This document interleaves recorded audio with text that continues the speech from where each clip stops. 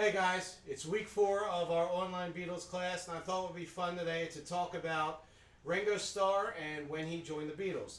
So I'm going to sit here at the drums and actually play for you some of the aspects of Ringo's drumming that made it so different when he joined, that changed the sound of the band after he joined the band. Okay, now I'm playing on a 1966 Ludwig drum set, which is not dissimilar to the one that he played on. There's a few different things, but it's very similar to what he would have been playing with the Beatles back in the 60s. Now, when Ringo joined, he was the replacement for Pete Best. Now, everybody focuses on Ringo, but I like to think about, well, what did Pete Best do that was so bad that gets him kicked out of the band, right? And one of those clues is something George Harrison said about Pete Best, which was that he was very straight. He really played just 4 on the floor a lot, okay? He didn't have a lot of tricks in his bag. He didn't have a lot of different beats to call on. So he would just play like this, 4 on the bass drum, and then...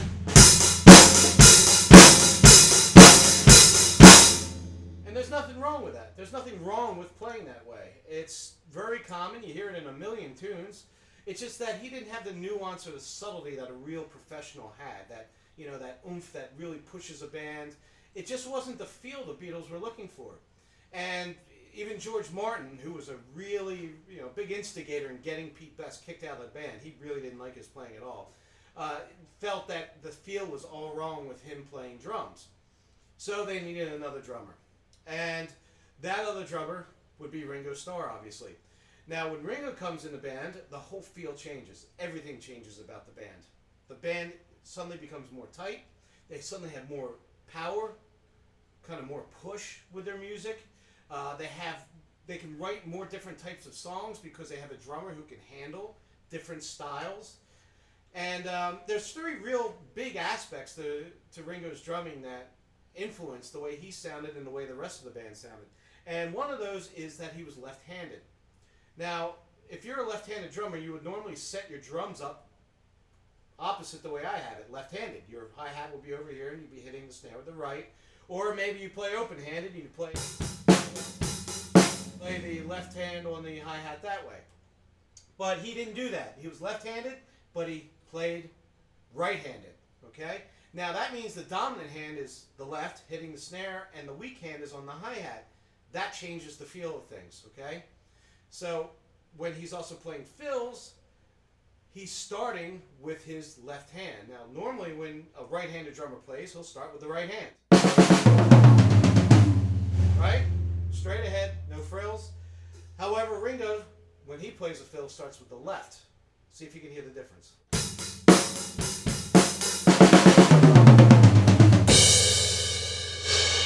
Alright? There's a certain feel to it that's a slight variation on what happens when you play right-handed. Okay? It also forces him to reinterpret fills, to think differently because he's kind of coming at it from a different angle. So his fills are a little bit more unique. They're different in the way they kind of play themselves out in a song. So it's a very nuanced, subtle thing, but it's there. It happens. Now you notice I also hit the crash cymbal with my left hand. And you'll see in those live video clips that I posted for you, Ringo hits that crash with his left hand a lot. You don't see that a lot from players back then, but he's really crashing that with his left hand. Rock drummers, I should say. You don't see that a lot. So that's number 1, being left-handed. Number 2 is the feel he has, and he has a very subtle swing to what he plays. Now, when I say swing, that usually triggers, the thought of jazz, right? And you hear a jazz beat.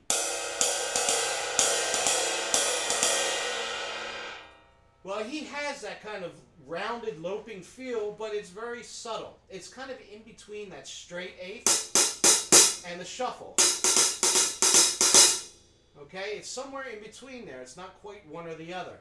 And this kind of in between this gives the music more of a push and more energy. All right? It kind of seems to drive the band a little bit more than just those straight 8ths all the time. So what I'll do is I'll play a rock beat just straight the way I did before, and then I'll play kind of the Ringo way. Now, when you watch him play, you'll notice his hand seems to kind of swipe the hi-hat a lot, and that really lends itself to that kind of pseudo swing feel that he gets. Okay? So, here's a straight beat. And then we go to Ringo.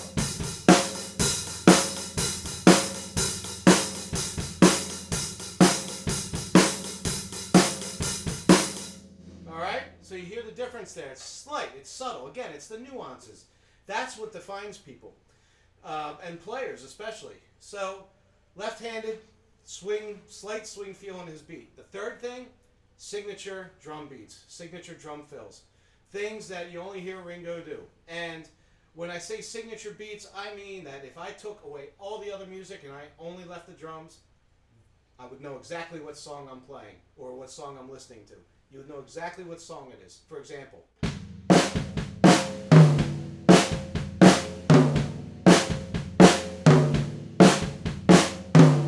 alright, Ticket to Ride. Can't miss it, right? Here's another favorite of Ringo's.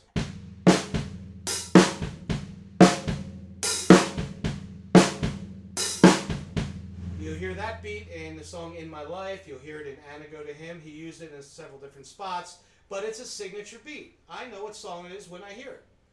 Alright? So, those types of things, he's really playing for the song. He's playing parts that really fit the song and make the song better, rather than just playing straight ahead or trying to show off. Okay? Ringo was not a show off. He was all about playing for the song, and that's what a lot of musicians need to understand, is that his greatest asset is his ability to get the right part for the song every time, and the right feel, and never overplay, never play something inappropriate. It was always perfect the way he played it. And people tend to think, well, he didn't have chops, he wasn't, flashy or anything like that. He didn't need to be. He had no ego. He just played for the song. Very valuable lesson in music. Okay? So, 3 things to pay attention to when you're listening and watching the Beatles in this class. Number 1, Ringo is left-handed. And his fills are a little bit different because he reinterprets things for a left-handed person. Number 2, he has this slight swing to his feel. It's not straight up and down like a lot of players. And 3, signature beats. Great part writing on his part. Things that made every song sound better and fit perfectly. Okay? So I hope this little tutorial was informative. I hope it helped you understand a little bit about why they needed Ringo and why he changed their sound. And if you have any questions about anything, you know what to do. Email, text, whatever, anything. I'm always available. Let me know. And just try and keep up on the work. And I'll see you next week. Adios.